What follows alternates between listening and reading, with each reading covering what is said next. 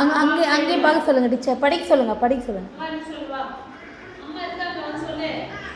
சொல்லு அம்மா. அப்போ இல்லைன்னா போயிடுவேன் நான்.